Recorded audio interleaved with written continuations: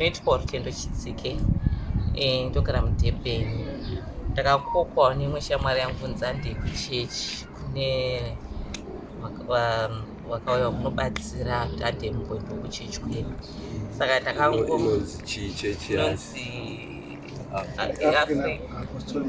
African Apostolic Church. Apostolic Africa. Kana kuti yepaMwazha. Saka pekutanga ndainge ndisina mari yacho yekuenda kuchechi. Ndobva ndinofanira kungoona 30 rand saka ndichange ndichirongedza hembe ndobva mangobudawo 70 rand. Mari yekombi ndobva yakwana. Ndobva ndauyawo kuchechi kuya. Ndichisvika ndonzana kuti pamwe inopera ma2 AM pamwe usiku hwese. Ndandisina kudya kubva makuseni ndati zvinochazvigona ndosvika futi manheru ndisina kuzodya kana mvura. Ndikati ndine dambudziko rangu ndikuziya. Ndatosekwa nemadzimai anga ari mukomba akati ngamakashinga. Pandaenda chingosvikawo tikasvika tikagamuchirwa zvakanaka. Ndobva tapedza sevhisi yedu.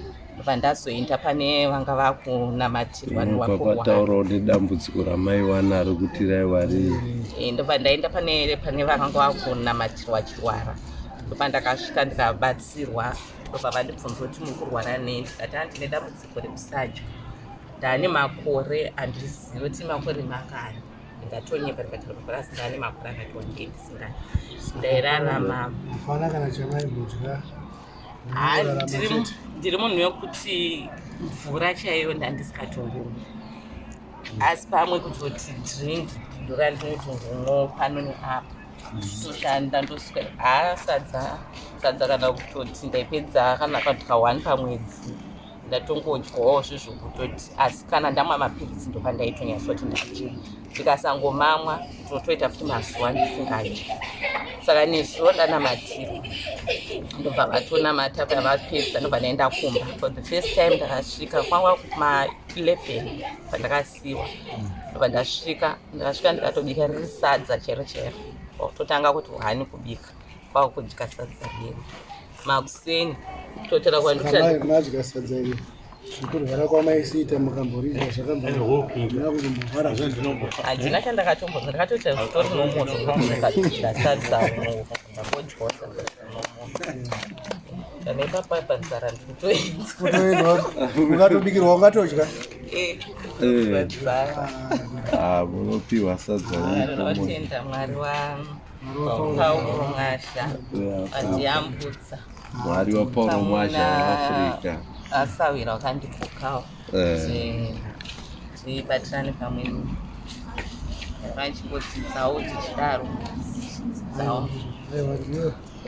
Chechi yevanhu vatema iyi noyanzi chiramba makasimba namata kwazi. Mwari wacho anokunda anhu akusunungura asati asati ambopinda muJorodhani atosunungurwa. Vaona ndokunaka kwechinamato. Zvino chinoda kubatisiswa handitika.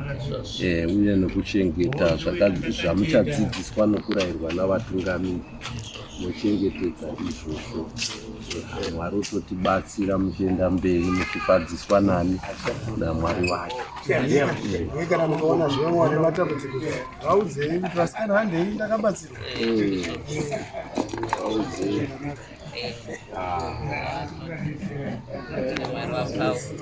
Tinotenda kwazvo. Mwari wakanaka. Tenda hedu. Aiwa ndochaizvo. Ndozviratidzo zvataurwa muna Marko 16:15. Endai munyika dzose muparidzire zvisikwa zvose evhangeri. Anotenda akabhabhatidzwa uchadii? Uchaponeswa.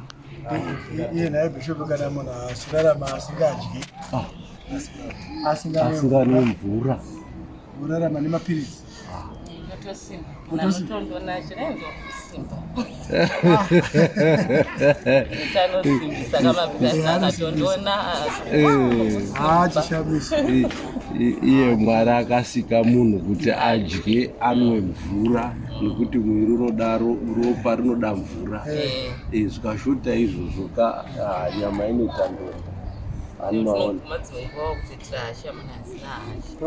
Paupenyu hwevanhu unotonzi munhu unowana 3 meals. First lunch, mess up. exactly. Totenda Mwari wakaurawa nemasoni mbiri Mwari